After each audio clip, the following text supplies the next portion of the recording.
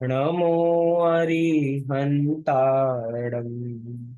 नमो सिद्धाणं नमो आयर्याणं नमो उवज्झायाणं नमो लोये सव्यसाहूणम्। मैं ज्ञानानंद स्वभावी हूँ का पाठ। मैं ज्ञानानंद स्वभावी हूँ। मैं ज्ञानानंद स्वभावी हूँ। मैं हूँ अपने में संयम पूर्ण, पर की मुझ में कुछ गंध नहीं। मैं अरस अरूपी अस्पर्शी, पर से कुछ भी संबंध नहीं। मैं रंग राग से भिन्न, भेद से भी मैं भिन्न निराला हूँ। मैं हूँ अखंड चैतन्य पिंड, निज रस में रमने वाला हूँ। मैं ही मेरा करता धरता, मुझ में पर का कुछ काम नहीं। मैं मुझ में रहने वाला हूँ, पर में मेरा विश्राम नहीं। मैं शुद्ध बुद्ध अविरुद्ध एक, पर परिणति से अप्रभावी हूँ। आत्मानुभूति से प्राप्त तत्व, मैं ज्ञानानंद स्वभावी हूँ। मैं ज्ञानानंद स्वभावी हूँ। मैं ज्ञानानंद स्वभावी हूँ। इस प्रकार हमने इस पाठ को पूर्ण किया। कल की कक्षा में हम एक पाठ को कंटिन्यू बराबर कर रहे थे, जिसका नाम है शास्त्रों के अर्थ करने की पद्धति। मतलब कोई भी ग्रंथ को पढ़े तो किस तरीके से पढ़े, वो तरीका यहाँ पे बराबर समझाया जा रहा है। मतलब आगे हम कभी भी कोई भी ग्रंथ पढ़ेंगे तो हमें उसकी शैली पकड़ में आ जाएगी कि भैया प्रथमा नियोग के कथन तो ऐसे ही होते हैं। जैसे कि प्रथमा नियोग है तो प्रथमा नियोगों के ग्रंथों में अतिशयोक्ति कथन बहुत मिलेगा। अतिशयोक्ति माने बड़ा चढ़ाकर कथन बहुत किया जाएगा। मतलब वस्तु वैसी होगी नहीं, वैसे वैसा बताया जाएगा। जैसे कि एग्जाम्पल के लिए हम देखते हैं कि भैया हनुमान जी को बताया जाता है बाकी के ग्रंथों में कि हनुमान जी पूरा का पूरा पहाड़ उठा के लेकर आए थे। हम सभी ने सुना है, आपने पिक्चरों में भी बराबर देखा होगा, यही चीज दिखाई जाती है कि पूरा का पूरा पहाड़ अपने हाथ में उठाकर लेकर आए थे। लेकिन वास्तव में देखा जाए तो ये अतिशयोक्ति अलंकार है। जैसे कभी हम बाजार जाते हैं और बाजार जा गए, मम्मी ने कहा था 3-4 सब्जियां, और हम 5-6 सब्जियां एक्स्ट्रा लिया है, तो मम्मी क्या कहती है, बेटा तुम तो पूरा बाजार उठा लाए। क्या कहती हैं, बेटा तुम तो पूरा बाजार उठा लाए। तो क्या हम पूरा बाजार उठाकर लेकर आए हैं? नहीं, बहुत सारी चीजों को ही कहा जाता है तुम तो पूरा बाजार उठा लाए। हम शॉपिंग करने गए और बहुत सारे कपड़े लिए हैं, तो भैया तुमने पूरी दुकान खरीद ली क्या? ऐसा कहा जाता है। तो हम पूरी दुकान खरीद के आए हैं क्या? नहीं। लेकिन ऐसा कहने में आता है। ऐसे ही हनुमान जी बहुत सारी जड़ी बूटियां लिया है, तो कहने वालों ने कहा भैया ये तो पूरा पहाड़ ही लिया है। अब ये अतिशय युक्ति अलंकार है। लेकिन उस अतिशय युक्ति अलंकार को जो समझेगा वो वस्तु स्थिति समझ पाएगा, नहीं तो अन्यथा तो भैया जैसा है वैसा बराबर देखेगा। पिक्चरों में तभी यही दिखाया जाता है, पूरा पहाड़ उठा लाए थे। अरे पूरा पहाड़ नहीं लेकर आए थे, अनेक जड़ी बूटियां लेकर आए थे, तो अनेक जड़ी बूटियों को ही पहाड़ की संज्ञा दे दी गई। मतलब ये शैली है। अगर हमें शैली समझ में आ जाएगी तो हम ग्रंथ का अर्थ करने में सरलता हमें बराबर मिलेगी। आज हम बिना समय बर्बाद किए सीधे ही अपने विषय को प्रारंभ बराबर करते हैं। हमें आज चारों अनियोगों की पद्धति जाननी है कि आखिर प्रथमा नियोग के ग्रंथ हैं तो प्रथमा नियोग की शैली आखिर क्या है। वही संवाद, दो लोगों का संवाद बराबर यहाँ पे चलेगा। तो जिसने अभी तक एक बार भी कोई ना बना हो तो मैं चाहूंगा वे बने, दीवान रतन चंद जी और पंडित टोडरमल जी। आप में से कोई रह गए हैं अभी तक जिन्होंने एक बार भी नहीं पढ़ा हो तो? सब पढ़ चुके हैं? अच्छा, अब बदल के पढ़ लीजिए। जिन्होंने पहले पंडित टोडरमल जी का पढ़ रखा हो, पंडित दीवान रतन चंद जी का पढ़ लीजिए। कौन पढ़ेंगे? मैं दीवान रतन चंद बन जाती हूँ भैया इस बार। और टोडरमल जी? सर मैं बन जाती हूँ। टोडरमल जी आप बन जाइए जी, पढ़िए। यहाँ से पढ़ना है हमें ये विषय। हम्म प्रथमानी योग के व्याख्यान के विधान को संक्षेप में समझाइए तथा प्रथम प्रथमानुयोग में संसार की विचित्रता, पुण्य पाप का फल, महापुरुषों की प्रवृत्ति आदि बताकर जीवों को धर्म में लगाया जाता है। प्रथमानुयोग में मूल कथाएं तो जैसी की तैसी होती है, पर उनमें प्रसंग प्राप्त व्याख्यान कुछ ज्यों का त्यों और कुछ ग्रंथकर्ता के विचार के अनुसार होता है, परंतु प्रयोजन अन्यथा नहीं होता है। जैसे तीर्थंकरों के कल्याणकों में इंद्र आए, यह तो सत्य है, पर इंद्र ने जैसी स्तुति की थी वे शब्द हूबहू वैसे ही नहीं थे, अन्य थे।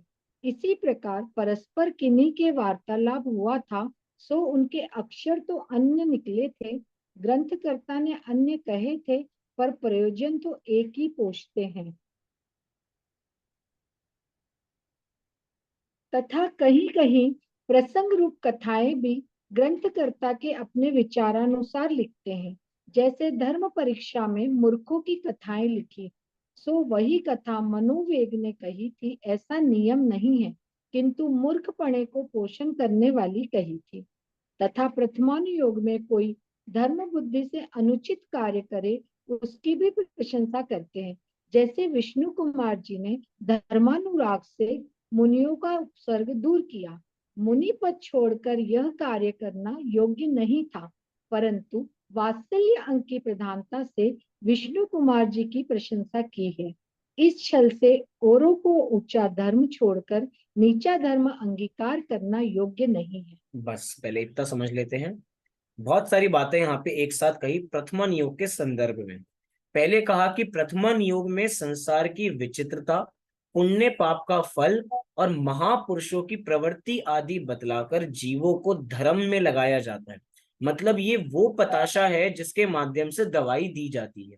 दवाई है हमारा मिथ्यात्व को उतारने के लिए, अर्थात सम्यक की प्राप्ति कराने के लिए वीतरागता उत्पन्न करानी है। लेकिन वीतरागता कैसे उत्पन्न होगी? अभी तो हम संसार में उलझे हुए हैं, इसीलिए जीव को वही सारी संसार की बातें करेंगे, लेकिन उसी संसार में विचित्रता दिखाएंगे। अभी जिस परिवार में हंसते खेलते नजर आ रहे हैं, उस संसार की विचित्रता दिखाएंगे कि भैया तुम्हारा इस संसार में कोई नहीं है, तुम्हें सब छोड़ के चले जाएंगे, सब स्वार्थ के ही सगे हैं, ऐसा बताया जाएगा। पुण्य पाप का फल दिखाया जाएगा कि भैया देखो इन्होंने अच्छा काम किया था तो इन्हें स्वर्ग मिल गया। आपने कहानी सुनी होगी मेंढक की, कि मेंढक भगवान के दर्शन करने बराबर जाता है, फूल लेकर जाता है, लेकिन बीच में ही उसकी मृत्यु हो जाती है क्योंकि हाथी का पैर उस पर पड़ जाता है। तो राजा तो बाद में दर्शन करने पहुंचता समोशरण में, लेकिन उससे पहले जो मेंढक था वो पहले पहुंच जाता है। ऐसा क्यों बताया? कि भैया जीव के अच्छे भाव होंगे तो उसने पुण्य कर्म संचित किया, और उस पुण्य कर्म के उदय से उसको अच्छा फल मिला, अर्थात अर्थात उसको अच्छी गति मिली। और जो पाप करता है, तो भैया देखो जो राजा श्रेणिक था उसने मुनिराज पर उपसर्ग किया था इसलिए नरक चला गया, ऐसा भी बराबर बताया जाएगा। मतलब आपको डराया भी जाएगा, धमकाया भी जाएगा, लेकिन क्यों किया जाएगा सब कुछ? कि भैया हम पाप से बचें और अच्छे काम में अर्थात धर्म में लगे। फिर लिखा कि भैया प्रथमन युग में जितनी भी कथाएं होती हैं वो तो हूबहू वही होती हैं, लेकिन जो उनके भाव होंगे वो कथनकर्ता के अनुसार बराबर होंगे। हमने पहले भी देखा था कि वक्ता के अभिप्राय को न कहते हैं। वक्ता के अभिप्राय को न कहते हैं मतलब जो ग्रंथकर्ता वो बात को लिख रहे हैं, आप हमें क्या लगता है कि भैया जो कथा जैसी लिखी है वो वैसी की वैसी ही है, लेकिन ऐसा नहीं है। प्रथमा नियोग में रविशेन आचार्य ने पद्म पुराण लिखा, तो पद्म पुराण मतलब रामचरित्र बस रविशेन आचार्य ने नहीं लिखा। अगर इतिहास उठा के देखेंगे तो हमें बहुत ग्रंथ मिलेंगे जहां पे हमें राम जी के चरित्र के बारे में लिखा मिलेगा, लेकिन सबकी शैली अलग अलग है, सबका स्टोरी सुनाने का तरीका अलग अलग है, स्टोरी टेलिंग अलग अलग है, लेकिन स्टोरी एक ही है। लेकिन कैसे स्टोरी को दिखाया जा रहा है, डिपिक्ट कैसे किया जा रहा है, उसमें बराबर अंतर पड़ता है। यहाँ पे एग्जाम्पल एक बात का बराबर दिया कि जैसे कि तीर्थंकर के कल्याणक होते हैं। आप 24 पुराण देखेंगे ना, 24 तीर्थंकर पुराण, तो 24 तीर्थंकर पुराण में आप बताइए 24 के 24 तीर्थंकर के साथ एक ही जैसी घटना घटेगी ना? मतलब 5 कल्याण तो सभी के होंगे ना, उसको मैं घटना कह रहा हूँ। जो घटना मतलब 5 घटनाएं जो आदिनाथ भगवान के साथ घटित हुई हैं, वही 5 की 5 घटनाएं महावीर भगवान के साथ भी घटित होंगी। अब बताइए अंतर क्या है? अंतर है उनकी स्तुति करने में, कि कहां पर वक्ता को ज्यादा जोर देना है, कहां पे आचार्य को जोर देना है कि भैया यहाँ पे मुनिराज की भक्ति ज्यादा की गई है, मुनिराज की भक्ति उनके किस गुण की वजह से ज्यादा की गई है। जो संवाद राम और सीता जी के बीच में हुए होंगे, तो ग्रंथकर्ता ने वही नहीं लिखे, उसको बदल दिए, अपने अनुसार अपने शब्दों में बराबर बता दिया। जैसे कि जो बात मैं आपको बोल रहा हूं, क्या आप वही बात हूबहू उन्हीं शब्दों में बोल सकते हैं? नहीं। अब आप अपने तरीके से बोलेंगे, आप अपने नए शब्दों का चयन करेंगे, उसी बात को प्रस्तुत करेंगे।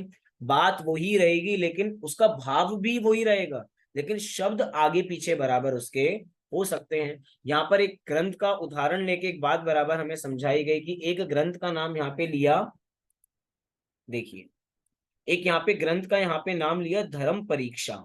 ये धर्म परीक्षा क्या है कि यहाँ पे मूर्खों की कथाएं लिखी हैं। तो जैसी मूर्खों की कथाएं लिखी हैं तो भैया वो क्या है, तो लिखा सो वही कथा मनोवेग ने कही थी, ऐसा नियम नहीं है, किंतु मूर्खपणे का पोषण करने वाली कहानी कही है। इसका मतलब कहानी किस्से ऐसे होते हैं कि कई बार कहानियां ऐसी होती हैं जो अपने मन से बना दी जाती हैं। एक था राजा एक थी रानी, दोनों मर गए, खत्म कहानी। अगर किसी को कोई सीख देनी है तो सीख के माध्यम से कहानी बनाई भी जा सकती है। पॉइंट समझना बराबर। मतलब कभी कभार हम इंग्लिश में लिटरेचर पढ़ते हैं, एक होता है फिक्शन, एक होता है नॉन फिक्शन। मूवीज भी ऐसे बनती हैं, फिक्शन नॉन फिक्शन।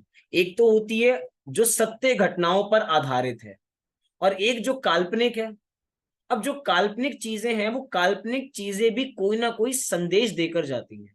ऐसे ही कोई ना कोई कथा अगर हमने बीच में जोड़ भी दी, तो भैया एग्जाम्पल भी दिया, तो अपने मन का एग्जाम्पल दिया, लेकिन उसके माध्यम से कोई सीख उसके पीछे बराबर छिपी हुई है।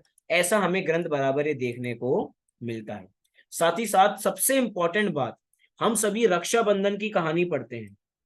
अभी रक्षाबंधन आने वाला है, कब है इस बार रक्षाबंधन? 30 अगस्त। 30 अगस्त पर। बढ़िया, सबकी तैयारियां हो रही होंगी, हो सकता है सबको डेट याद है। 30 अगस्त का रक्षाबंधन बराबर है। क्या हुआ था रक्षाबंधन के दिन? 700 मुनिराजों पर, अकंपनाचार्य आदि 700 मुनिराजों पर उपसर्ग हुआ था, जिस उपसर्ग को दूर करने आए थे मुनिराज विष्णु कुमार। लेकिन वो रक्षा मुनिराज विष्णु कुमार ने नहीं की थी, उन्होंने तो अपना वेश बदला था, अर्थात मुनि पद का त्याग किया था, बावनिया का भेष बनाया था, और उसके बाद अपनी रिद्धि के माध्यम से रक्षा की थी। तो हमारे शास्त्रों में उनकी बहुत प्रशंसा की वात्सल्य अंग में, कि भैया वात्सल्य हो तो किसके जैसा? मुनि विष्णु कुमार जैसा, कि हमें सबकी रक्षा करनी चाहिए।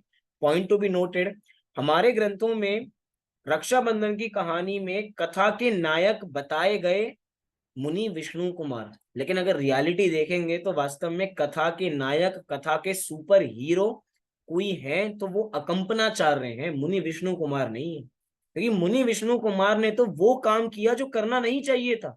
मुनि पद को त्यागना श्रेयस्कर नहीं है, चाहे कुछ भी आपदा बराबर आ जाए। हम मुनि बने थे अपना कल्याण करने के लिए, दूसरों के कल्याण के लिए मुनि नहीं बने थे। लेकिन उनके वात्सल्य को परिणाम देखते, पॉइंट समझना बराबर, उन मुनिराज के उस काम को प्रशंसा नहीं दी गई कि आपने जो दीक्षा का छेद किया इसके लिए आप बड़े हो गए, ये नहीं प्रशंसा का कारण है। आपने वात्सल्य का भाव रखा था, इसीलिए आप अच्छे हैं, इसीलिए आपको पुरस्कार बराबर दिया जाता है, वात्सल्य पुरस्कार। एग्जाम्पल के लिए समझ लीजिए बराबर। जैसे कि एक कथा ऐसी आती है कि एक मुनिराज, बहुत ठंड बराबर पड़ रही थी, तो एक व्यक्ति ने आया जिसको पता नहीं था कि ये मुनिराज बराबर है, देखा कि नग्न है, और हो सकता है जब मुझे इतनी ठंड लग रही है तो इनको भी ठंड लग रही होगी, तो उन्होंने उनके पास आग जला दी। तो उसका भी प्रशंसा की गई हमारे शास्त्रों में, कि भैया देखो एक वात्सल्य कैसा हो, कि इसके जैसा, कि इसने मुनिराज को देखा, कि किसी भी जीव को देखा, उस समय उसने मुनिराज नहीं देखा, उसने उन मुनिराज को जीव देखा कि भैया जीव को ठंड लग रही होगी तो आग जला दी। वास्तव में तो अगर आग जलाई है तो उसने मुनिराज पर उपसर्ग किया है। क्या किया है? उपसर्ग किया है। लेकिन अब उसकी भी शास्त्रों में प्रशंसा की गई। क्यों? क्योंकि उस चीज का उसको ज्ञान नहीं था। उसने तो दूसरे की रक्षा के लिए, दूसरे के हित के लिए वो काम किया गया था, इसलिए प्रशंसा की गई। आज आप ऐसे बहुत सारी चीजें देखते होंगे कि कोई महाराज बराबर जा रहे हैं तो हमें ऐसे चित्र देखने को मिल जाते होंगे कि कोई छाता लेके खड़ा हो गया उनके साथ। हमें लग रहा है कि भैया हम उनको धूप से बचा रहे हैं, भैया हम उनपे उपसर्ग कर रहे हैं। अब ऐसा लग सकता है, अब कितनी क्या बात बोल रहे हो आप, हमें तो समझ में ही नहीं आ रहा है बात क्या बोल दिया आपने। मुनिराज के ऊपर छाता कर दिया तो मतलब वो उपसर्ग हो गया? हाँ वो उपसर्ग है वास्तव में। मुनिराज का नियम है कि भैया ये सारी चीजें। अब सबसे बड़ी बात है, मुनिराज तो कुछ नहीं बोलेंगे, श्रावक ने उपसर्ग किया है ना, तो भैया श्रावक को समझना चाहिए कि हमें मुनिराज के ऊपर उपसर्ग नहीं करना। ये शीत, ये गर्मी, उष्णता, ये तो उनकी दैनिक दिनचर्या है। जब उन्होंने मुनि व्रत अंगीकार किए थे तो इसी के साथ ग्रहण किए थे कि भैया ये चीजें तो मुझे हर समय ग्रहण करनी ही पड़ेंगी। आज व्यक्ति कोई एक समय के लिए छाता रख रहा है तो क्या वो छाता हर समय रहेगा क्या? नहीं रहेगा। जब नहीं रहेगा तब क्या करेंगे? इसीलिए बारंबार हमें विचार करना चाहिए प्रथमा नियोग की शैली क्या है, कि वहां पे जीव की प्रशंसा की जाती है तो कैसे की जाती है। जैसे कि एक कहानी हम सभी पढ़ते हैं, आणम ताणम कछु ना जानम सेठ वाक्यम प्रमाणम। कौन सी कहानी है, किसी को याद आई? कौन से चोर की कहानी है? अब तो मैंने बहुत ज्यादा हिंट दे दिया, कोई तो बताए। अंजन चोर की है। अंजन चोर। अंजन चोर। बहुत सुंदर। कि आणम ताणम कछु न जानम सेठ वाक्यम प्रमाणम। तो इतने मात्र से ही उसका कल्याण हो गया, उसको सम्यक दर्शन की प्राप्ति बराबर हो गई। पॉइंट टू बी नोटेड, ये करना श्रेयस्कर नहीं है, ये राजमार्ग नहीं है, ये अपवाद मार्ग हो सकता है। लेकिन जैसे प्रामाणिकता, जैसा विश्वास उसका था, यहाँ पे श्रद्धा की बात की जा रही है कि भैया श्रद्धा हो तो उसकी जैसी हो। श्रद्धा पर जोर दिया है। इस चीज पे जोर मत देना, देखो उसको भी नहीं आता था, मुझे भी नहीं आता। हम अष्टपाउड पढ़ेंगे, अष्टपाउड में हमें एक एग्जाम्पल मिलेगा शिव भूति मुनिराज का। शिव भूति मुनिराज वे हैं जिनको नमोकार मंत्र भी नहीं आता। तो भैया हम भी इतना सब क्यों पढ़ेंगे? भैया हमें नहीं पढ़ना ये पाठ वाठ, हमें तो मुनिराज से कितना ज्यादा आता है। जब उनको कुछ नहीं आता था और हम इतना सब कुछ याद कर लें, नहीं। तो भैया वो राजमार्ग नहीं है, वो अपवाद मार्ग है। राजमार्ग तो यही है कि हम सब कुछ पढ़ें, सबकी श्रद्धा करें और तब पास बराबर हूं। कोई किसी व्यक्ति की परीक्षा बराबर है तो कम पढ़ने वाला भी पास हो जाता है, और जो पूरा सिलेबस करके जाता है वो भी पास हो जाता है। तो बोलो क्या करना श्रेयस्कर है, कम पढ़ के पास होना या ज्यादा पढ़ के पास होना? राजमार्ग क्या है? शॉर्टकट तो यही है भैया, कम पढ़ लो, इंपॉर्टेंट इंपॉर्टेंट बता दो। हम सब थोड़ी पढ़ सकते हैं बराबर। लेकिन राजमार्ग ये नहीं है, राजमार्ग ये है कि हम सब पढ़ें, पूरा का पूरा सिलेबस पढ़े, क्वेश्चन कहीं से भी बराबर आ सकता है। मतलब शास्त्रों के अंदर अगर ये कहानी मिलती है तो हम इसको ये ना बनाएं कि हम कुछ भी कर सकते हैं। यहाँ पे भावों, बहुत सुंदर कि यहाँ पे भावों की मुख्यता रखी गई है, किसी और चीज की मुख्यता बराबर नहीं है। हम उस चीज को ग्रहण ना करें। देखो उनको भी याद नहीं था तो आप मुझे याद करने की प्रेरणा क्यों देते हो? हम तो याद बराबर नहीं करेंगे। पिछली बार भावना 32 शायद हमें याद करनी थी, जैसे शायद 12 भावना थी, भावना 32 थी। तो भावना 32 कितने लोगों ने याद की? इंपॉर्टेंट इंपॉर्टेंट बता दो बस, हम तो इतना याद बराबर कर लेंगे। अरे सारा याद करना श्रेयस्कर है, इंपॉर्टेंट तो वो लोग जानते हैं जो पूरा याद नहीं कर पाते। मतलब ये शैली है बराबर, हमें कितना देखना है कितना नहीं देखना है ये अपने ऊपर बराबर है। आगे।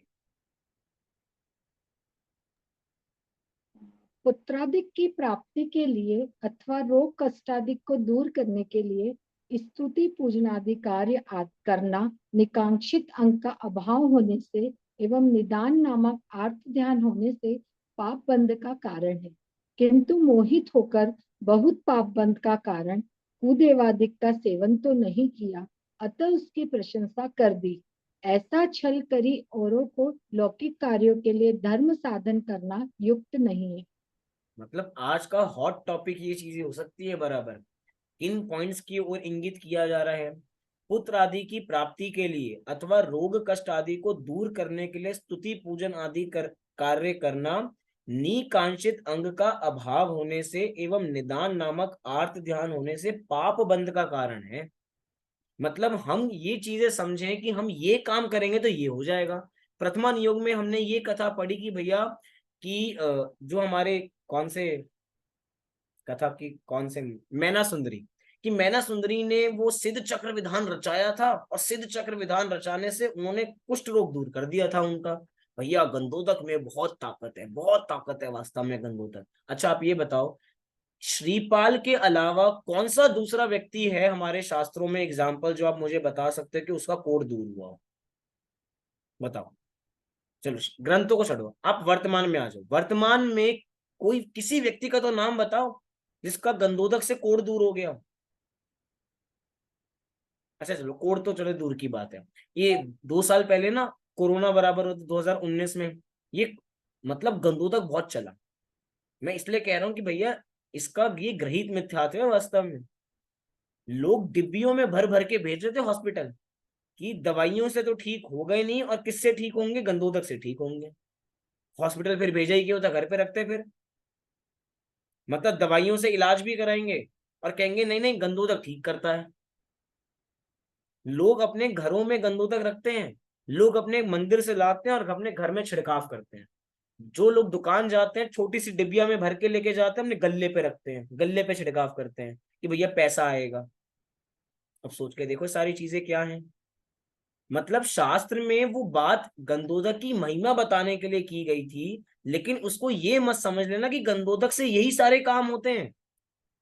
भैया इसको कहा जाता है निमित्त नैमित्तिक संबंध। उस समय गंधोदक का लगना और कोढ़ का जाना, इन दोनों का समय एक था।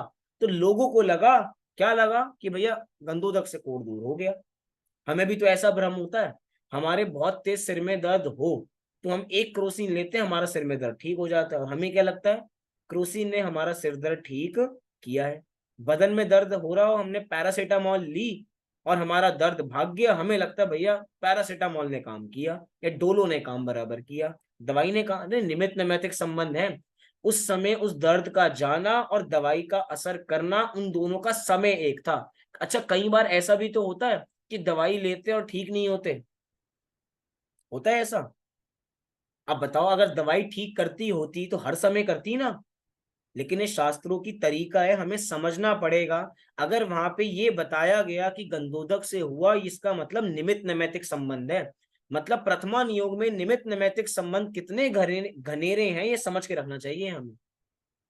अगर उसकी शैली समझ में आ जाए तो भैया हमारा कल्याण हो जाए। देखो आगे पढ़ते हैं। भैया मेरा एक सवाल था इसकी जी रिलेटेड जी ही।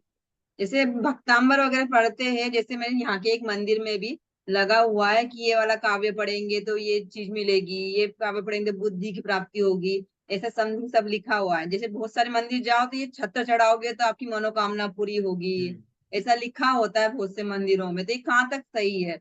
एंड बहुत से लोग तो मैंने ऐसे भी देखा है कि भक्तांबर का इतने दिन तक पाठ करो और फिर वो पानी पियो। तो स्टोरी मैंने पढ़ी थी एक बुक में कि उनका रोग दूर हो गया था, वो लेडी का, ऐसा भक्तांबर का पानी पियो तो वो रिलेटेड कहानी। मतलब भावों की प्रमुखता कहाँ रही वहां तो फिर वो मान्यता आ गई वहां तो। अब वास्तव में विचार करो तो इसको आज की भाषा में कहा जाए तो रॉन्ग नंबर है ये, फिर की ले रहे हैं। और एक तरीके से कहा जाए तो बुरा नहीं मानिए, बिजनेस है बिजनेस छत्र चढ़ाने का। अब लोगों को लग सकता है अरे आप क्या बोल रहे हो, हमारी मान्यता को ठेस पहुंच रही है बराबर, हम छत्र नहीं चढ़ाएंगे, ऐसा इतने छत्र चढ़ाओ तो ये काम बराबर हो जाएगा। अरे वास्तव में मतलब धन के प्रेमियों ने मंदिर के अंदर भी किसी ना किसी से, देखो मंदिर में आप ये कहो कि अबे 1 लाख रुपए चाहिए तो आप नहीं दोगे, लेकिन हम ये कहें कि भैया आपको आपको गाड़ी चाहिए ना, बड़ी गाड़ी, अब बड़ी गाड़ी चाहिए तो आप छत्र चढ़ा दो, आपको बड़ी गाड़ी मिल जाएगी, हम चढ़ाने के लिए तैयार हो जाएंगे। ऐसे कितने मंदिरों के अंदर आप इन चीजों को इस चीज से देखा जाता है कि भैया आप 5वां मंत्र पढ़ो, भक्तांबर का 5वां स्तोत्र पढ़ो भैया, जिसकी आंखों की रोशनी कम है उसका चश्मा उतर जाएगा। तो सुरेंद्र जी और मुझे कल से रोज ये 5वां छंद पढ़ना पड़ेगा, जो भी चश्मे लगाते हैं हम सभी बराबर, तो हमारा चश्मा का नंबर ठीक बराबर हो जाएगा, आंखें ठीक हो जाएंगी हमारी बराबर। आपको पुत्र रत्न की प्राप्ति चाहिए, जिसको पुत्र की प्राप्ति ना होती हो वो ये छंद बराबर पढ़े। मान्यता है वास्तव में, कुछ भी मान ले हम तो बराबर। मतलब ये सारा का सारा रॉन्ग नंबर है। हम ये नहीं कह रहे कि भक्तांबर में शक्ति नहीं है, लेकिन वास्तव में आज अगर मानतुंग आचार्य इस समय उपस्थित होते तो उनको बहुत दुख होता कि मैंने ऐसा इस भक्तांबर के काव्य में ऐसी कोई बात नहीं लिखी कर्तावाद की, लेकिन इन करने करने वाले लोगों ने इतने शुद्ध भक्तांबर काव्य में भी इतनी मिलावट बराबर कर दी कि अब ये काम करोगे। और सबसे बड़ी बात, काम नहीं हो ना तो कहेंगे कि भैया आपने अच्छी तरह नहीं पढ़ा था, आपने अच्छे भावों से नहीं पढ़ा था, सही समय पे नहीं, कुछ ना कुछ गलती निकाल देंगे। आपको भी लगेगा हाँ ऐसे ही बराबर है, हमारी गलती होगी बराबर। ऐसे कैंप लगाए जाते हैं। अरे भक्तांबर आया ना, मुझे अब नई चीज बराबर पता लगी। हमारी घर में बात बराबर हो रही थी, तो मेरी नानी मुझे एक बात बराबर बता रही थी कि वो भी दिल्ली में रहती हैं, तो भैया दिल्ली शहर में तो भैया कुछ भी पॉसिबल बराबर है। तो आजकल नई चीज चलती है भक्तांबर किट्टी। महिलाओं की किटी होती है ना, किटी पार्टी। तो किटी का नाम क्या है, भक्तांबर किटी। कि सारी महिलाएं मिलेंगी और भक्तांबर का पाठ करेंगी, उसके बाद खाना पीना होगा, मौज मस्ती होगी, तंबोला खेला जाएगा और सब घर चले जाएंगे बराबर। मतलब लोगों ने भक्तांबर का मजाक बना के रखा है और कुछ नहीं। बस कहने को बहुत कुछ है, लेकिन हमें शास्त्रों की विधि समझनी चाहिए। अब शास्त्रों की विधि पढ़े तो हमें समझ में बराबर आएगा। फिर आगे लिखा, किंतु मोहित होकर बहुत पाप का बंध का कारण कुदेव आदि का सेवन तो नहीं किया, अतः उनकी प्रशंसा कर दी है। ऐसा छल करी औरों को लौकिक कार्यों के लिए धर्म साधन करना युक्त नहीं है। ये तो हुआ प्रथमा नियोग। चलिए कन्ना नियोग की ओर आगे बराबर बढ़ते हैं। ये प्रश्न तो मैं ही पढ़ता हूँ, क्योंकि जिसको भी दीवान रतन चंद जी बनाऊंगा उसको बस एक ही वाक्य पढ़ना होगा। आप सभी पंडित टोडरमल जी बनिए, मैं दीवान रतन चंद जी बनता हूँ। कन्ना नियोग के व्याख्यान का विधान क्या है? कौन पढ़ेगा आप में से? मैं पढ़ती हूँ। पढ़िए प्रियंका जी। करनान योग में केवल ज्ञान गम्य वस्तु का व्याख्यान है। केवल ज्ञान में तो सर्व लोकालोक आया है, परंतु इसमें जीव को कार्यकारी छदस्थ के ज्ञान में आ सके ऐसा निरूपण होता है। जैसे जीव के भावों की अपेक्षा गुणस्थान कहे हैं, सो भाव तो अनंत है, उन्हें तो वाणी से कहा नहीं जा सकता। अतः बहुत भावों की एक जाति करके 14 गुणस्थान कहे हैं। बहुत सुंदर। कन्ना नियोग में केवल ज्ञान गम्य बातें हैं, और ये केवल ज्ञान गम्य बातें भी सूक्ष्म केवल ज्ञान गम्य है। सूक्ष्म केवल ज्ञान मतलब जो बातें हमारे पकड़ में आने वाली नहीं है, अर्थात मति ज्ञान शुद्ध ज्ञान में सारी बातें नहीं आ सकती। जैसे हमने गुणस्थान का विषय पढ़कर आए हैं, तो अब विषय समझाना सरल बराबर हो गया। गुणस्थान तो अनंत है, लेकिन वाणी में अनंत नहीं कहे जा सकते, इसीलिए जाति अपेक्षा 14 बराबर कहे हैं। लेकिन ये सारी बातें किसने बताई? केवल ज्ञानी ने बताई। उनके केवल ज्ञान में सारी बातें झलकी तो हमें बात पता लग रही है। कर्म 8 होते हैं, देखेगा किसी ने कभी? कर्मों की 148 प्रकृतियां होती है, देखी क्या कभी किसी ने? 3 लोक होते हैं, नरक 7 होते हैं, 16 स्वर्ग होते हैं, देखे क्या कभी किसी ने? नहीं। लेकिन उसके बावजूद भी सारी केवल ज्ञान गम्य बातें हैं। तो भैया उन केवल ज्ञान गम्य बातों को उसी तरह समझना, उसमें तर्क मत करना। वास्तव में केवल ज्ञान गम्य बातें मति ज्ञान शुद्ध ज्ञान वाले अगर तर्क करने जाएंगे ना तो सिद्धि कर ही नहीं पाएंगे। ये ऐसा क्यों होता है? ये तीन लोग 343 घन राजू ही क्यों होता है? इससे ज्यादा क्यों? नरक 7 ही क्यों होते हैं, 8 क्यों नहीं होते? स्वर्ग 16 ही क्यों होते हैं, 10 क्यों नहीं होते? ये सारे के सारे प्रश्न अहेतुक है। अहेतुक है माने, अब पानी ठंडा क्यों होता है? अब इसका जवाब दो। आग गर्म क्यों होती है? इसका जवाब दो। बताओ, कोई मुझे बताओ, आग गर्म क्यों होती है? तर्क दो इसके पीछे का कोई। क्योंकि उसका स्वभाव ही है, उसका स्वभाव की स्वभाव है। मुख्य। मतलब इसमें तर्क नहीं कर सकते, क्यों होती है सवाल ही उत्पन्न नहीं होता। अरे होती है तो होती है, अब हम क्या कहें? जो बातें जैसी हैं वैसी की वैसी हमें कन्ना नियोग के अंदर बराबर पता लगती है।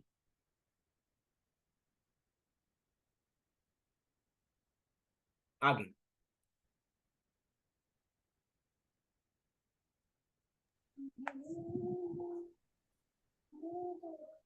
तथा करनान योग में भी कहीं उपदेश की मुख्यता सहित व्याख्यान होता है, उसे सर्वथा उसी प्रकार नहीं मानना।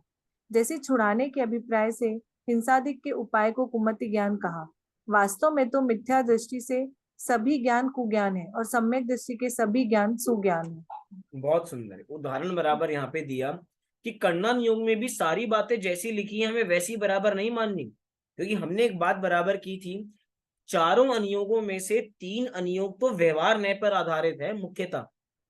मतलब 99% कथन अगर हमें मिलेंगे तो व्यवहार न्याय से मिलेंगे, और व्यवहार न्याय कैसा होता है? असत्यार्थ होता है, मिलावटी कथन बराबर किए जाते हैं। कह रहे हैं कि छुड़ाने के अभिप्राय से हिंसादि के उपाय को कुमति ज्ञान कहा, लेकिन वास्तव में तो मिथ्या दृष्टि से सभी ज्ञान कुज्ञान है और सम्यक दृष्टि के सभी ज्ञान सुज्ञान है। मतलब यहाँ पे 2 बातें बराबर ले रहे हैं। छुड़ाने के अभिप्राय से हिंसादि के उपाय को कुमति कहा, मतलब अगर हमें हिंसा छुड़वानी है, मतलब छुड़ाने के अभिप्राय से हमें हिंसादि छुड़वानी है, तो हमने क्या कहा कि भैया तुम्हें कुमति ज्ञान है इसलिए तुम हिंसा बराबर करते हो। अब ये कहा है, वास्तव में तो जिसके कुमति ज्ञान होता है, मतलब जिसका ज्ञान, अब पॉइंट समझना बराबर, जिसका ज्ञान ही उल्टा है उसकी श्रद्धा भी उल्टी है। मतलब जिसको कुज्ञान होगा उसकी कुश्रद्धा भी तो होगी। मतलब जिसके मिथ्या दर्शन है उसके मिथ्या ज्ञान भी होगा, उसका मिथ्या चारित्र भी होगा।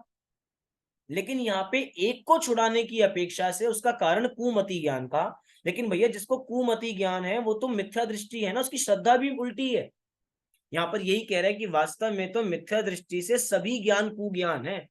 मतलब कि मतलब कारण तो कहना चाहिए था मिथ्या दर्शन, लेकिन कहा कुमति ज्ञान, ज्ञान को कारण बना दिया।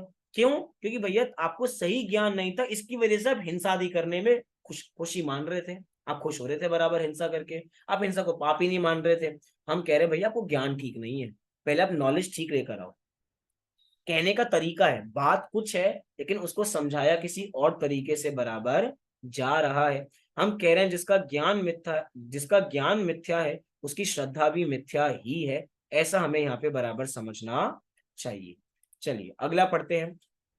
दीवान रतन चंद जी पढ़ रहे हैं क्या, और चंडन योग में किस प्रकार का कथन होता है? अब कौन पढ़ेगा? पंडित टोडरमल जी कौन बनेगा? सुरेंद्र जी।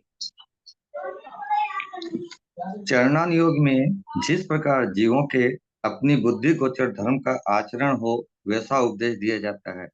इसमें व्यवहार न्याय की मुख्यता से कथन किया जाता है, क्योंकि निश्चय धर्म के तो कुछ ग्रहण त्याग का विकल्प है ही नहीं।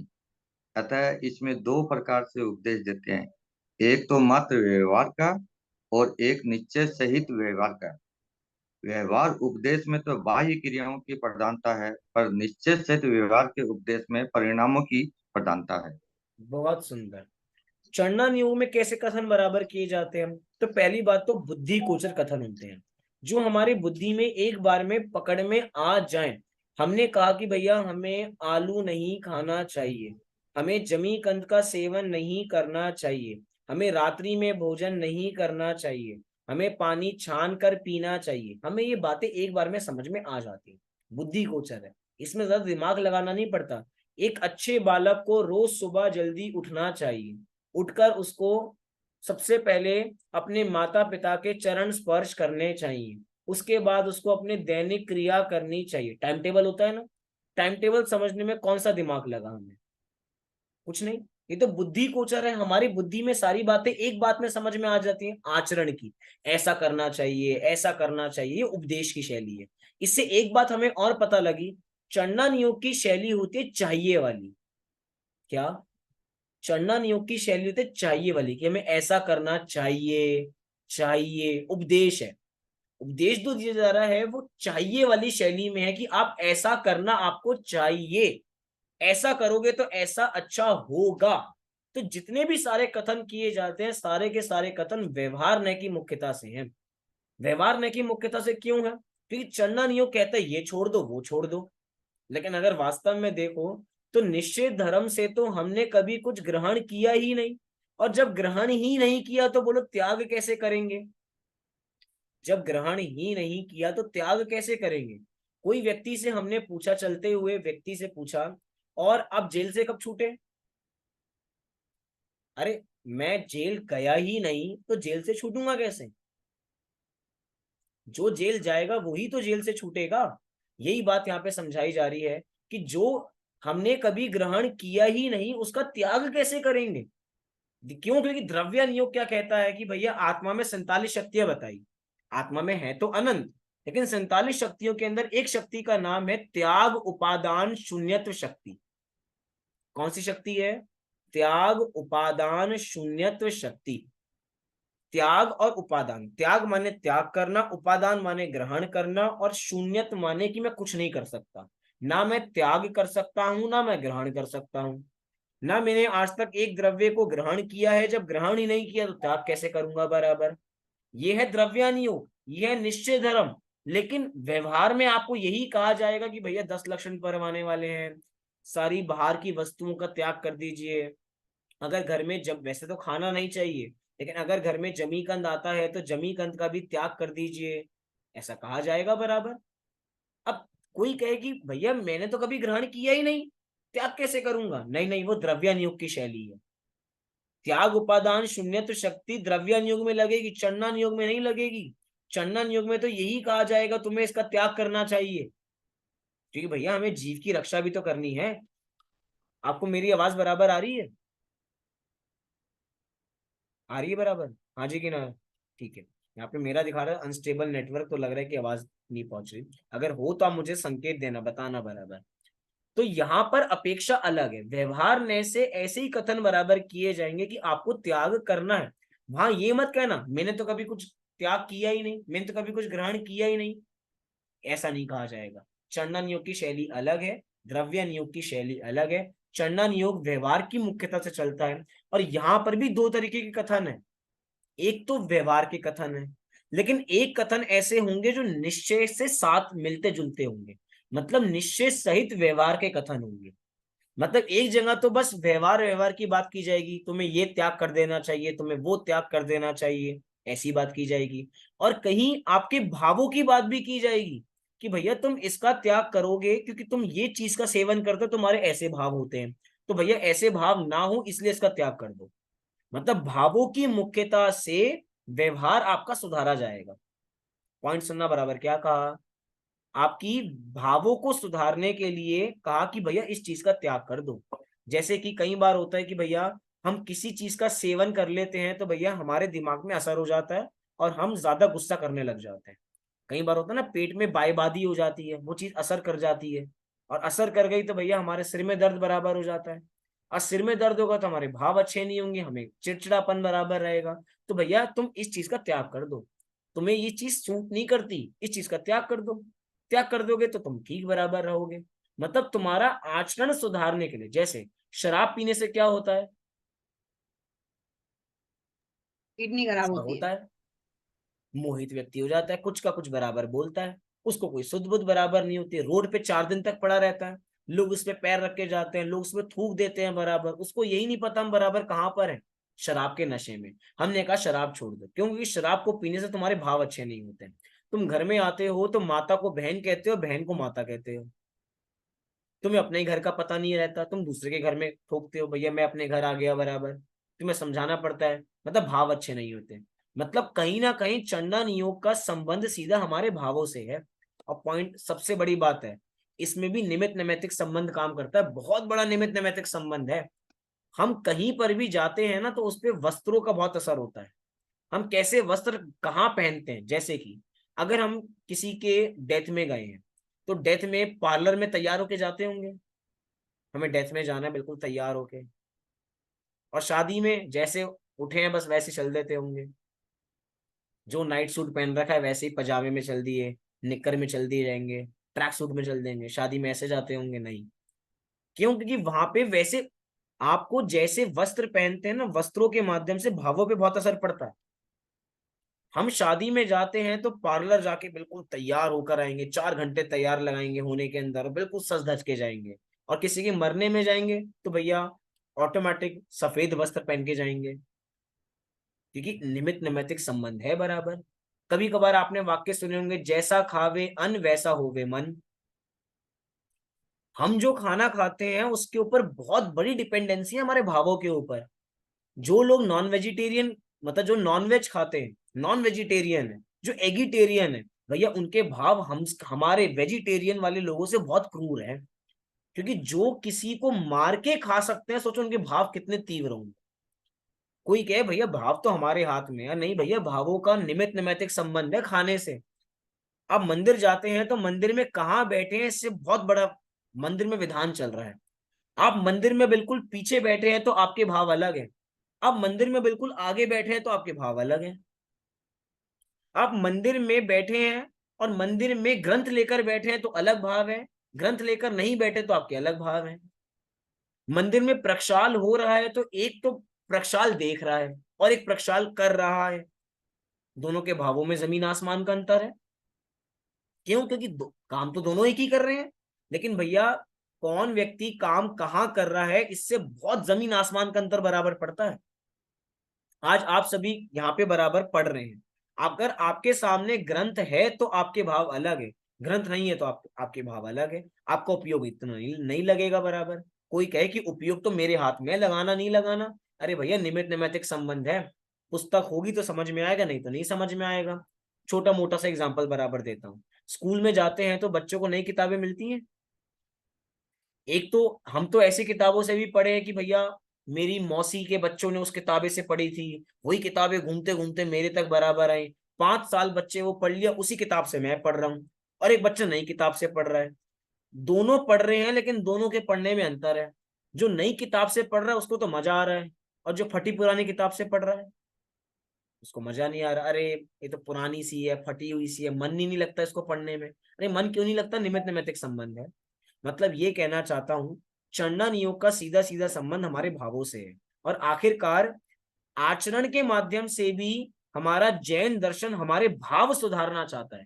Point to be noted, Jain दर्शन किसी क्रिया के ऊपर फोकस नहीं करता, जैन दर्शन हमेशा भाव प्रधान दर्शन है। हम जो काम करते हैं भाव से करते हैं। पूजन करते हैं तो बिना सामग्री के पूजन करते हैं तो भाव अलग होते हैं, सामग्री के साथ पूजन करते हैं तो भाव अलग होते हैं। क्यों ऐसा? मंदिर में काले कपड़े पहन के जाते हैं तो भाव अलग होते हैं, व्हाइट कपड़े पहन के जाते हैं तो भाव अलग होते हैं। देख लेना आप बराबर, खुद नोटिस करना, आपको यकीन पर अंतर पता लग जाएगा आपको बराबर कि ऐसा बराबर क्यों हो रहा है। आप गंदे गंदे जिस दिन गंदे कपड़े पहन रखे होंगे, बड़ा अजीब घिन सी आ रही होगी, और नहा धो के बढ़िया से कपड़े पहने होंगे तो मजा आ रहा होगा। कोई कहे भैया नहाने की क्या जरूरत है, हम तो भावों से ही शुद्ध हो जाते हैं। सर्दियों में बहुत होता है, सर्दियों में लोग कम नहाते हैं ना, भैया हमारे तो भाव बहुत अच्छे, नहाने की जरूरत नहीं है, पानी बहुत ठंडा है बराबर। अरे भैया गंदगी तो गंदगी के रहने की वजह से भाव ठीक नहीं रहते हैं हमारे। विचार करना, मतलब कहने को बहुत कुछ है, समय नहीं है इसीलिए, नहीं तो कहीं ना कहीं रोक लगानी पड़ेगी। आगे, अकेले व्यवहार का उपदेश किसके लिए है, और निश्चय सहित व्यवहार का किसके लिए? पढ़िए, कौन पढ़ेगा? मैं पढ़ूं? पढ़िए। जिन जीवों की निश्चय का ज्ञान नहीं है तथा उपदेश देने पर भी होता दिखाई नहीं देता, उन्हें तो अकेले व्यवहार का उपदेश देते हैं। तथा जिन जीवों को निश्चय व्यवहार का ज्ञान हो अथवा उपदेश देने पर होना संभव हो, उन्हें निश्चय सहित व्यवहार का उपदेश देते हैं। तथा चरणानी योग में कहीं कहीं कषाय जीवों को कषाय उत्पन्न करके भी पाप छुड़ाते हैं। जैसे पाप का फल नरकादि दुख दिखाकर भय कषाय उत्पन्न करके तथा पुण्य का फल स्वर्गाधिक में सुख दिखाकर लोभ कषाय उत्पन्न करके धर्म कार्यों में लगाते हैं। इसी प्रकार शरीराधिक को अशुचि बताकर जुगुप्सा कषाय कराते हैं और पुत्राधिक को धनादि का ग्राहक बताकर द्वेष कराते हैं। पूजा, दान, नाम स्मरण आदि का फल पुत्र धनादि की प्राप्ति का लोभ बताकर धर्म कार्यों में लगाते हैं। इस प्रकार चांडानी योग में व्याख्यान होता है, अथा उसका प्रयोजन जानकर यथा श्रद्धान करना चाहिए। अब देखिए बहुत सारी बातें इसके अंदर कही गई, अगर हम एक एक का बारंबार विचार करें तो हमें पता लगे वास्तव में कितना अंतर है। मतलब सीधी सी बात है, चंडन योग हमारे भावों के ऊपर निर्भर करता है, और जो भाव है वो हमारी क्रियाओं के ऊपर आधारित है। चंडन योग के अंदर पॉइंट सुनना बराबर, भाव तो हमारे अनुसार है, लेकिन चंडन योग के अंदर क्रियाओं के माध्यम से भावों को जोड़ा जाता है। सच्ची में हम सभी अभी आरंभ पाठशाला पढ़ रहे तो सब अपने अपने घर पर बैठे हैं, घर पर बैठ के पढ़ने के भाव अलग है, और एक साथ यही कक्षा हमारी मंदिर में होती ना तो भाव अलग होते। अभी तो हमारे पास फैसिलिटी है कि हम बार बार घूंघट कर देते हैं, मतलब कैमरा बंद कर देते हैं, लेकिन मंदिर जी में होते तो घूंघट करने का ऑप्शन होता क्या हमारे पास? फिर फुल अटेंशन से बैठना पड़ता, फिर हम कोई और काम बराबर नहीं कर पाते। अब तो क्या है कि भैया क्लास चल रही है, चलते चलते भी क्लास सुन लेंगे, ईयरफोन लगा के सुन लेंगे, घर का काम भी करते रहेंगे, सुनते भी बराबर रहेंगे, घर के काम भी हो जाएंगे, सुनना भी हो जाएगा। क्या करें, कपड़े बहुत सारे हैं, प्रेस भी करनी है तो प्रेस भी कपड़े कर लेंगे और सुनते जाएंगे प्रवचन। ये वास्तव में बहुत बड़ा हमारा एक तरीके से पाप का उदय समझना चाहिए। ये मंदिर में अलग ही भाव बराबर होंगे, मतलब कि जो पाठ हमें आज 4 कक्षाओं में बराबर पूर्ण करना पड़ रहा है, हो सकता है वो 2 कक्षाओं में पूर्ण हो जाता हमारा। पराधीनता है ये, सबके ऊपर बराबर ध्यान देना पड़ता है, देखना पड़ता है कौन देख रहा है कौन नहीं देख रहा। अब देखो, जो जितने लोग आ रहे हैं उतने लोग आ रहे हैं, लेकिन उतने लोगों का ध्यान कितना है कैसे पता लगेगा? कि घर के अंदर भैया उपयोग भटकाने के लिए बहुत, पहली बात तो लोग बहुत है, लोगों के साथ घर में हमारे पास संसाधन बहुत है, टेक्नोलॉजी बहुत है। एक व्हाट्सएप पे ऊपर जिस फोन से आप आज क्लास सुन रहे हो ना, उस पे एक ऊपर पे नोटिफिकेशन आता है, तो व्यक्ति क्या करता है, क्लास को बीच का टैब दबाता है और जल्दी से व्हाट्सएप का मैसेज देख लेता है, उसको रिप्लाई दे देता है और वापसी क्लास शुरू कर लेता है। मतलब कभी भी तो हमें चुप करा दिया और कभी भी चलो अब बोलना शुरू हो जाओ अब बराबर। सोच के देखो एक बार, विचार करना। यहाँ पे सारी बातें बराबर कह रहे हैं कि ये उपदेश देने की बात अलग होती है, आचरण की बात अलग होती है। यहाँ पे 2 बातें कह रहे हैं कि जिन जीवों को निश्चय का ज्ञान नहीं है तो उनको तो व्यवहार का उपदेश देते हैं, लेकिन जिन जीवों को निश्चय व्यवहार का ज्ञान हो अथवा उपदेश देने पर होना संभव हो, उन्हें निश्चय सहित व्यवहार का उपदेश देते हैं। जो व्यक्ति आज तक मंदिर ही नहीं आया हो उसे मंदिर आने की प्रेरणा देते हैं, लेकिन जो व्यक्ति मंदिर आ रहा हो उसे कहते हैं भैया मंदिर आ रहे हो तो इसका भाव समझो। जिसने आज तक पूजन नहीं की हो उसको पूजन करने की प्रेरणा देते हैं, लेकिन जो पूजन कर रहा है उसको ये कहा जाएगा भैया पूजन करते तो भाव समझ के किया करो। अंतर पड़ा? जो अभी तक मंदिर नहीं आ रहा था उसको ये नहीं कहेंगे पूजन का अर्थ समझो, उसको तो कहेंगे कम से कम पूजन तो कर, कम से कम पूजन तो किया करो। और जो पूजन कर रहा है तो उसका अर्थ समझो बराबर। यहाँ पे उदाहरण बहुत सारे दिए गए, जैसे पाप का फल नरक आदि दुख दुख दिखाकर भय कषाय उत्पन्न करके। मतलब हमारे शास्त्रों में नरक का वर्णन क्यों है भैया? वहां से दुख दिखाया है, मतलब कि एक कषाय को दिखा के दूसरी कषाय को शांत कराया, भय कषाय उत्पन्न कराई। भय भी एक कषाय है, 9 कषाय के अंदर हास्य रति अरति शोक भय जुगुप्सा, भय कषाय है, तो भय कषाय भी उत्पन्न कराई जा रही है।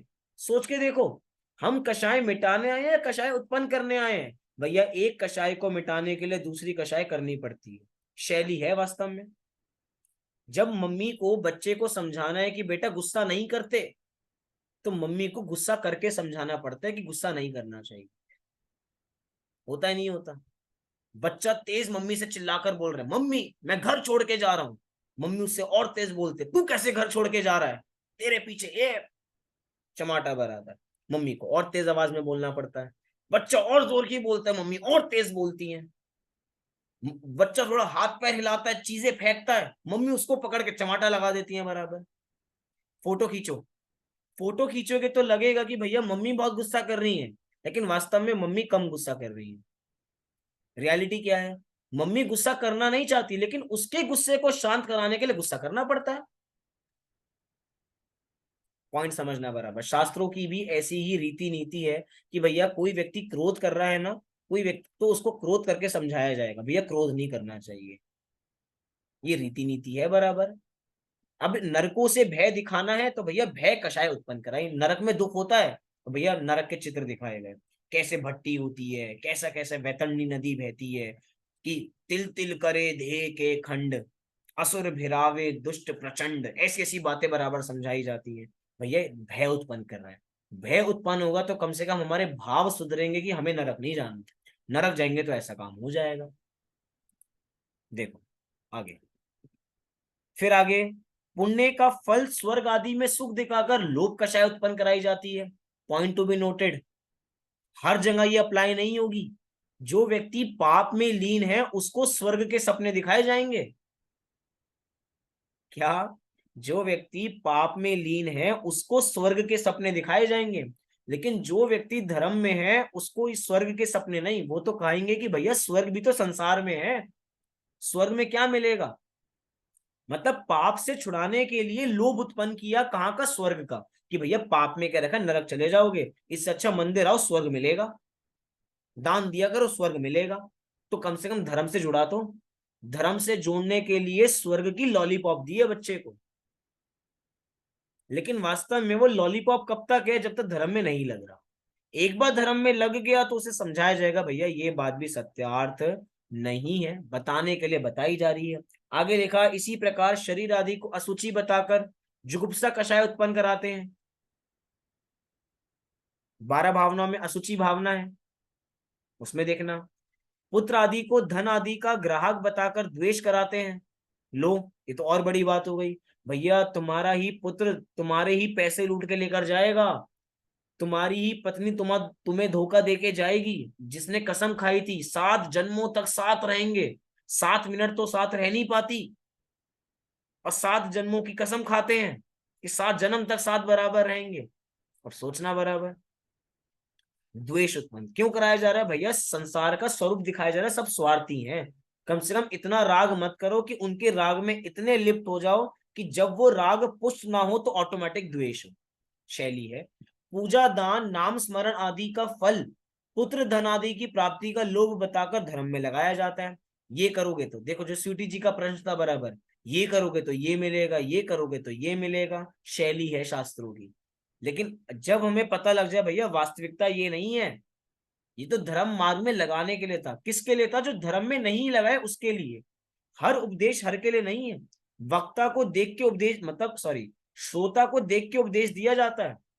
सामने कौन बैठा है, टीचर, मतलब कोई बच्चा ट्यूशन पढ़ने जाता है तो 5 बच्चे ट्यूशन पढ़ते हैं, तो 5 बच्चों को कैसे पढ़ाना है तो सबका स्टाइल अलग अलग है। इसको इसके ऊपर ज्यादा ध्यान देना पड़ता है, इसके ऊपर कम ध्यान देना पड़ता है, इसकी तो बस पॉलिशिंग करनी है, और इसको पकड़ पकड़ के सम करवाने पड़ते हैं। इसको 2+2 भी 4 होता है ये देखना पड़ता है, और एक खुद कर लेता है बराबर। उसको हल्के से बस पॉलिशिंग की जरूरत है। सबकी शैली, हर बच्चे की शैली अलग अलग है। घर में अगर 2 बच्चे हैं तो दोनों बच्चों की परवरिश अलग अलग तरीके से होती है। जैसी परवरिश बड़े बच्चे की हुई थी वैसी ही परवरिश छोटे बच्चे की नहीं हो सकती। हो सकता है वो ज्यादा शैतान हो, कोई कम शैतान हो, तरीका अलग है बराबर समझाने का। अतः उसका प्रयोजन जानकर यथार्थ श्रद्धान करना चाहिए। चलिए आगे। इसी प्रकार द्रव्यान योग की भी अपनी अलग पद्धति होती होगी। हाँ भैया होती है। कौन सी पद्धति होती है? कौन पढ़ेगा इस चीज को? मैं पढ़ सर मैं दूंगी, पढ़ती ठीक है। हूँ। नीलम जी। क्यों नहीं, द्रव्यानि योग में जीवों को जीवादि तत्वों का यथार्थ श्रद्धान जिस प्रकार हो उस प्रकार विशेष युक्ति हेतु दृष्टांत आदि से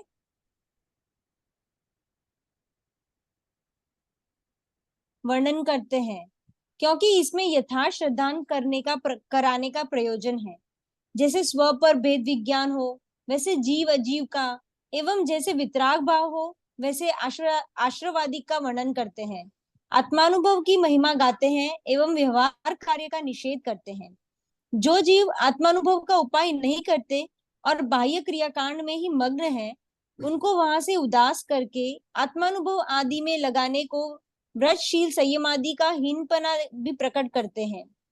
शुभोपयोग का निषेध अशुभोपयोग में लगाने को नहीं करते हैं, किंतु शुद्धोपयोग में लगाने के लिए करते हैं। बहुत सुंदर, बहुत सारी बातें यहाँ पे एक साथ बराबर की गई। पहले यहाँ पे एक वाक्य बराबर लिखा गया कि द्रव्यान योग में जीवों को जीवादि तत्वों का यथार्थ श्रद्धान जिस प्रकार हो उस प्रकार विशेष युक्ति हेतु दृष्टांत आदि से कराई जाती है। मतलब कि द्रव्यान योग में 6 द्रव्य और 7 तत्व की बात बराबर करता है, जीव के भेद विज्ञान की बात करता है। द्रव्यान योग चाहता है कि भैया जीव को जैसे भी हो भेद विज्ञान हो जाए, कि जीव अलग है और अजीव अलग है, जीव अलग है और पुद्गल अलग है, भेद विज्ञान हो जाए। अब उसके लिए युक्तियों का इस्तेमाल करना पड़े, हेतु का इस्तेमाल करना पड़े, दृष्टांत का एग्जाम्पल मतलब एग्जाम्पल देना पड़े, कुछ भी हो, लेकिन उसका प्रयोजन क्या है? जीव को भेद विज्ञान कराना, वो प्रज्ञा छेनी उत्पन्न बराबर करना, ये द्रव्यानियोग का प्रयोजन है। लेकिन ये प्रयोजन सदता कैसे है? तो उसकी यहाँ पे बात बराबर की, जैसे स्व पर भेद विज्ञान हो वैसे जीव अजीव का, ऐसे एवं जैसे वीतराग भाव हो वैसे आश्रवादी का वर्णन करते हैं, आत्मानुभव की महिमा गाते हैं एवं व्यवहार कार्य का निषेध करते हैं। मतलब पूरा का पूरा द्रव्य नियोग स्व पर के भेद विज्ञान पे आधारित है। अगर हमसे पूछा जाए कि हमें 7 तत्वों का स्वरूप क्यों बताया, तो भैया जीव अजीव के मतलब स्व पर में भेद विज्ञान करने के लिए। 6 द्रव्य के बारे में क्यों बताया, तो भैया वो भी किस लिए बताया? स्व पर का भेद विज्ञान करने के लिए। जितनी सारी बातें हैं भेद विज्ञान के लिए हैं, और साथ ही साथ वीतराग भाव उत्पन्न हो, इसीलिए आश्रवादी का वर्णन किया गया है कि भैया वीतराग भाव कैसे उत्पन्न होंगे? जब कर्मों का आश्रवादिक नहीं होगा, कर्म आते रहेंगे तो वीतराग भाव कैसे उत्पन्न होंगे? इसलिए उसका संतुलित वर्णन बराबर किया। साथ ही साथ आत्मानुभव की महिमा गाते हैं एवं व्यवहार कार्य का निषेध करते हैं। पॉइंट टू बी नोटेड, अभी तक के 3 अनियोग व्यवहार के गीत गा रहे थे, व्यवहार के गीत गाते गाते थक नहीं रहे थे, और यहाँ पे द्रव्य नियोग क्या कह रहा है? वो व्यवहार का निषेध कर रहा है। अभी तो हम चरणा नियोग में पढ़कर आए कि भैया हमें अनुव्रत धारण करने चाहिए, हमें महाव्रत अंगीकार करने चाहिए, और ये कहता है, ये व्यवहार कार्य का निषेध करता है कि भैया हमें अनुव्रत धारण नहीं करने, हमें महाव्रत धारण नहीं करने, हमें क्या करना है? हमें तो आत्मानुभव करना है। अच्छा, दोनों अनियोगों में परस्पर में लड़ाई है लगता है। चरणा नियोग और द्रव्य नियोग की बनती नहीं है, ऐसा नहीं है, दोनों की बनती है, लेकिन दोनों के कथन करने का प्रयोजन अलग अलग है। वहां पर जीव आचरण नहीं करता, इसीलिए उसके थोड़ा आचरण सम्यक कराने के लिए ये प्रेरणा दी गई कि ऐसा करो ऐसा करो। लेकिन अगर यही करके धर्म मानोगे तो कहा कि भैया इसका नाम धर्म नहीं है, इसीलिए इसको छोड़ो, आत्मानुभव पे ध्यान दो। शैली है, बैलेंस बनाना पड़ेगा दोनों के लिए, इसीलिए यहाँ पे लिखा, देखो बहुत इंपॉर्टेंट पंक्ति है, जो जीव आत्मानुभव का उपाय नहीं करते और बाह्य क्रिया कांड में ही मग्न है, उनको वहां से उदास करके आत्मानुभव आदि में लगाने को व्रतशील संयम आदि का हीन पना भी प्रकट करते हैं। पॉइंट टू बी नोटेड, किसका? व्रतशील संयम आदि का हीन पना भी प्रकट करते हैं। छेडारा में लिखा, मुनिव्रत धार अनंत बार ग्रीवक उपजायो, कि मुनिव्रत कितनी बार धारण किया भैया? अनंतों बार। अगर पिछी कमंडल इकट्ठे किए जाएं तो सुमेरु पर्वत तक पहाड़ बराबर पहुंच जाए, इतनी बार इकट्ठा, मतलब इतनी बार हमने मुनि दीक्षा अंगीकार की। और चंदनियो क्या कह रहा है? भैया मुनिराज बनने की प्रेरणा लो, 28 मूल गुणों का पालन करो। लेकिन छेडालाकार कह रहे हैं मुनिव्रत धार अनंत बार, कि मुनिव्रत धारण करके भी जीव ने आत्मानुभव नहीं किया, तो वहां पर आत्मानुभव देने की प्रेरणा है। और चंडन योग कुछ और बातें कहेगा, मतलब कि द्रव्य नियोग में इस चंडन योग की बातों को हीन किया जाता है। लेकिन हीन करने का मतलब ये नहीं उसकी इंपॉर्टेंस नहीं है, कथन करने की अपेक्षा बराबर है। किसी की शादी बराबर हो रही है, तो भैया शादी के अंदर अब 25 साल का कोई लड़का है, अब तो 25 साल के लड़के की शादी हो रही है, तो 25 साल का लड़का घोड़ी पे बराबर बैठा है, यहाँ पे उसके दादाजी भी हैं। तो किसी व्यक्ति ने कहा, अरे तुम्हारे दादाजी नीचे बैठे, मतलब नीचे चल रहे हैं बारात के अंदर, कम से कम उनको घोड़ी पे बिठाओ। 25 साल का युवक घोड़ी पे बैठ गया, शर्म नहीं आती? दादाजी बड़े हैं, उनको बिठाओ घोड़ी पे, चलेगा क्या? अरे बड़े को नहीं बिठाएंगे क्या घोड़ी पे? 25 साल का वो तो चल सकता है, उसको नीचे चलवाओ और दादाजी को घोड़ी पे बिठाओ, चलेगा? भैया उस दिन तो दादाजी नीचे चलेंगे, अब वो 25 साल का युवक घोड़ी पे बैठ के चलेगा बराबर। मतलब जहां जिसकी मुख्यता होगी उसका कथन किया जाएगा। भैया जिसके मतलब जिसकी शादी होगी उसके गीत गाए जाएंगे। जब चंडन योग की मुख्यता होगी तो चंडन योग की बात की जाएगी, जब आत्मा की मुख्यता होगी तो बाकी को गौण कर दिया जाएगा और एक को मुख्य कर दिया जाएगा। हम कोई डांस, मतलब कि एक चल रहा है, हम 50 लोग एक साथ डांस कर रहे हैं, अब 50 लोग एक साथ डांस कर रहे हैं, लेकिन हीरो कौन सा है हमें कैसे पता लगेगा? आप में से कोई बताएगा? 50 लोग एक साथ डांस कर रहे हैं, उन 50 में हीरो कौन है हमें कैसे पता लगेगा? और हीरोइन कौन है हमें कैसे पता लगेगा? ये बताओ मुझे। वो आगे डांस करते हैं। फ्रंट में उनके कपड़े वगैरह अलग होते हैं, अलग उनके ही कपड़े हाईलाइट अलग होते होते हैं। हैं, वो फ्रंट पे वेल स्पॉटलाइट ड्रेस्ड में होते होते हैं, हैं। स्पॉटलाइट होती है भैया उनके ऊपर। स्पॉटलाइट होती है, उनका मेकअप अलग होता है, उनको अलग दिखाया जाता है, बहुत सारी चीजें बराबर हो सकती हैं। अब ये क्या हुआ, बाकी भी नाच रहे हैं, बाकी 48 भी नाच रहे हैं, लेकिन 48 को गौण किया गया और 2 को मुख्य किया गया। तो बाकी नहीं नाच रहे थे क्या? अरे बाकी भी नाच रहे थे, लेकिन उनके नाचने का मतलब नहीं है, उनको कौन देखता है? आप 50 लोगों को देख रहे हो नाचते हुए, लेकिन पहचानते हीरो और हीरोइन को ही हो। बाकी पड़ोस में कौन नाच रहा है उसकी शक्ल देख भी लोगे। भैया आपने देखा था मुझे उस पिक्चर में मैं नाच रहा था उसके बराबर में, शाहरुख खान के बराबर में ही था, मैं नाच रहा था बराबर। पहचाना क्या आपने मुझे? आप पहचान नहीं पाओगे, क्योंकि वो गौण है और एक मुख्य है। तो भैया जिसकी शादी होगी उसके गीत गाए जाएंगे। मुझे पता है समय बराबर हो चुका है, हमारा बस 1 या 1.5 पैराग्राफ बराबर बचा है, तो उतना समय बराबर यहाँ पे लगेगा। इसीलिए यहाँ पर कहा कि इस व्रतशील संयम आदि को भी हीनपना प्रकट किया जाता है। लेकिन अनियोग कौन सा, एक बार ये देखिए, द्रव्य नियोग में किया जाएगा। और इसी की अपोजिट चंडा नियोग के अंदर आत्मानुभव की बात गौण हो जाती है। वहां पे ये प्रेरणा नहीं दी जाएगी आत्मानुभव बराबर करना चाहिए। आगे लिखा कि शुभोपयोग का निषेध अशुभोपयोग में लगाने को नहीं करते हैं।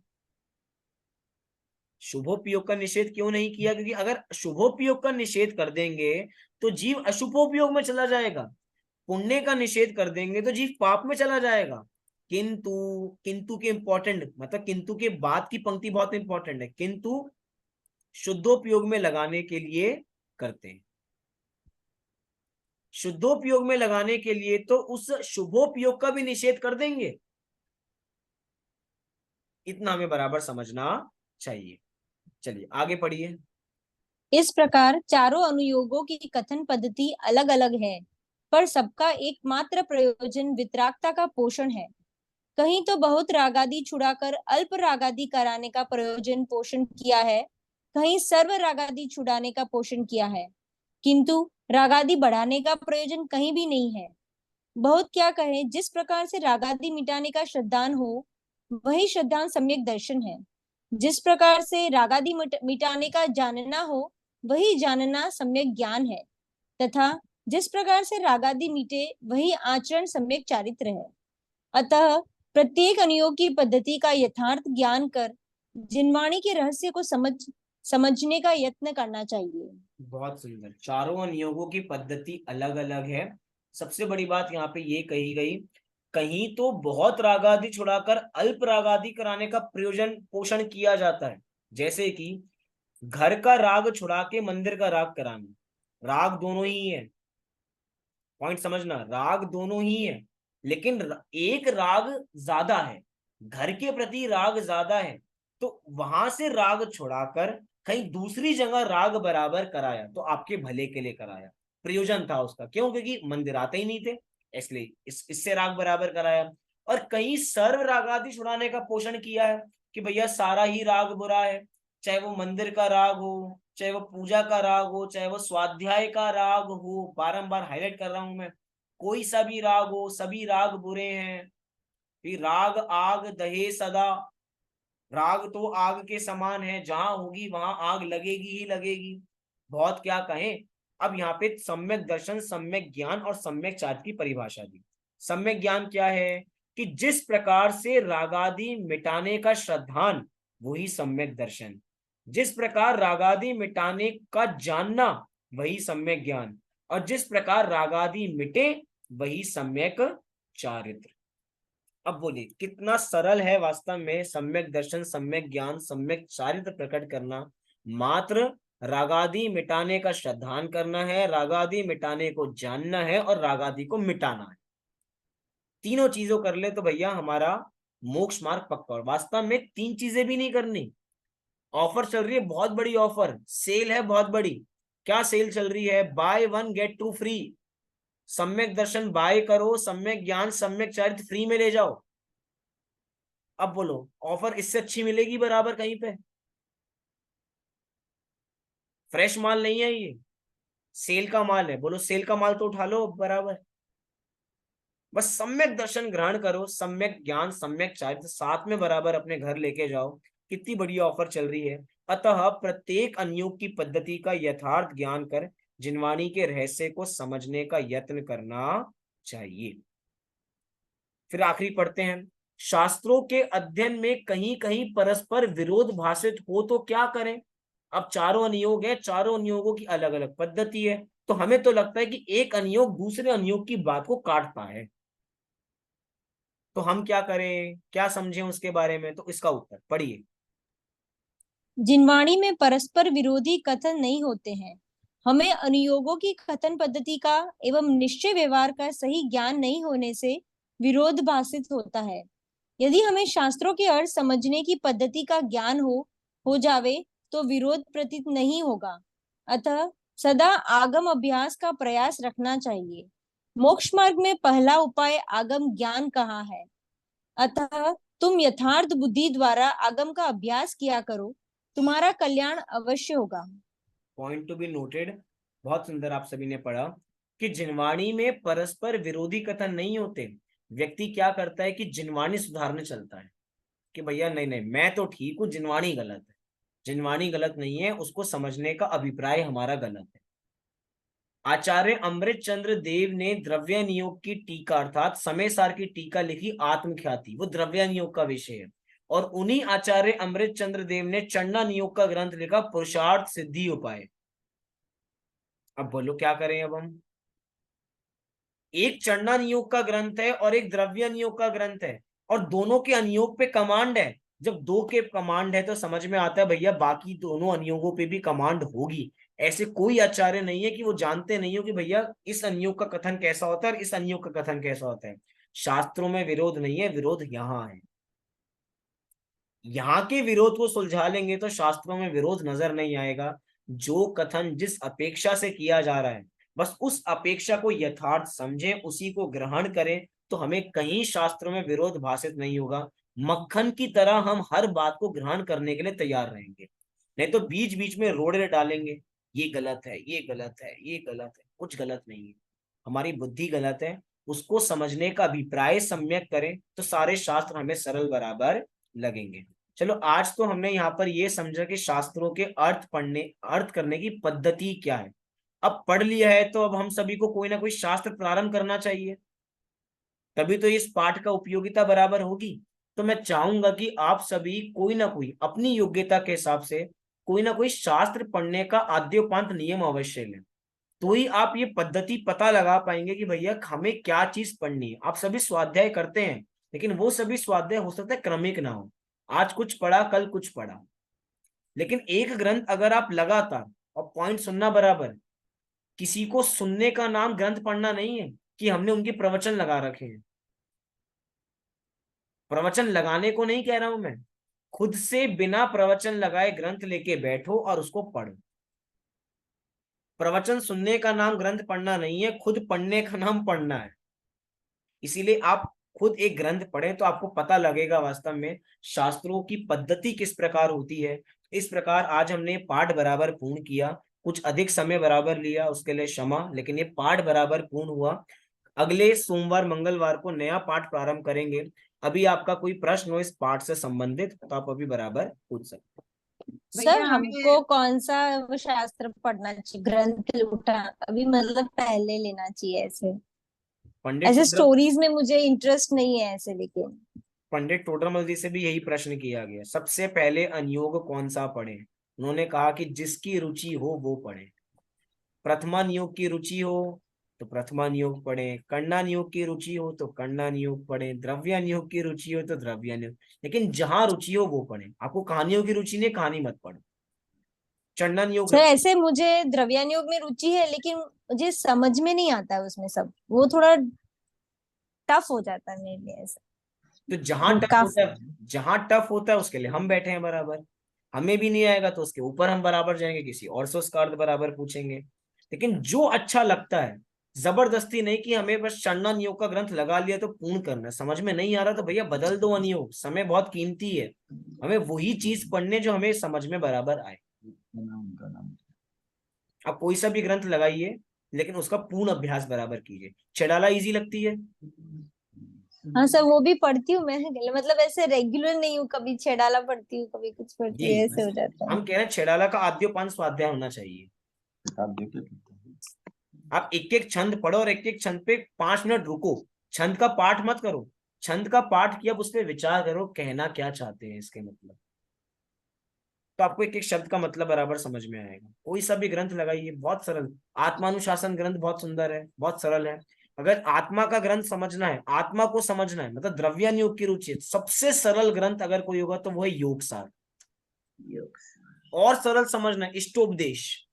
6 द्रव्यों के बारे में समझना है तो अपने पास द्रव्य संग्रह। छोटे छोटे ग्रंथ है, मतलब कि आपको कितनी गाथाएं, इष्टोपदेश के अंदर 51 गाथाएं हैं बस। 51 गाथाओं का शास्त्र, इतना छोटा सा, 51 दिन में खत्म हो जाएगा। नियम से पढ़े, एक एक दिन एक एक गाथा का भाव देखे तो 51 दिन में आपका ग्रंथ पूर्ण। द्रव्य संग्रह में 118 गाथाएं लगभग आपको मिल जाएंगी। 4-5 महीने में, 4 महीने में पूर्ण हो जाएगा, 5 महीने में पूर्ण हो जाएगा। और कोई प्रश्न किसी का? हाँ भैया, मेरा भी धन्यवाद था, वेद।